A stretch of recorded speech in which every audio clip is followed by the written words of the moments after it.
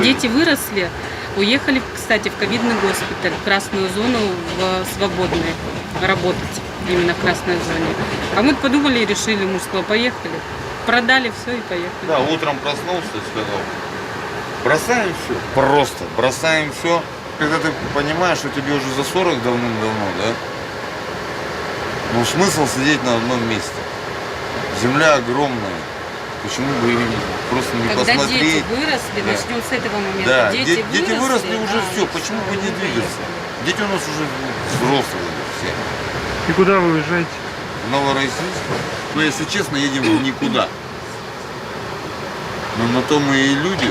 Нам Господь Бог дал же эту жизнь. И сказал, весь мир ваш. Вы мои дети. Почему бы... Что сидеть-то на одном месте, не понимаю. Накопить что? Гаражи, огороды, квартиры. Ну и смысл в них. И там помереть, что ли? Мы пока проехали, мы столько погостов увидели. Что эти люди видели в свою жизнь? Да ничего.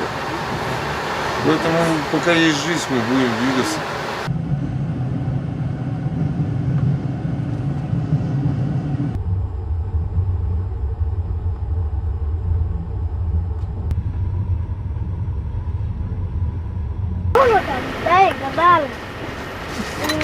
Какой вкус? Ей девчонка молоденькая, щиты и беременная. У нее начинается схватка. Начальник кричит, давай, звони жене, что делать. И жена у меня, ну, она гинеколог, она 3 часа по телефону, мы нашли одну медсестру, одна ученая, и врач-стоматолог была. И жена по телефону объясняла, как поднимать роды. 2,5 часа. Я говорю, вот доставай коньяк, бери. Вот она родили.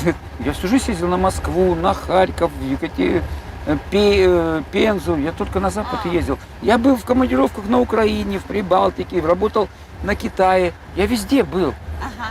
Я всю страну объездил, я был везде.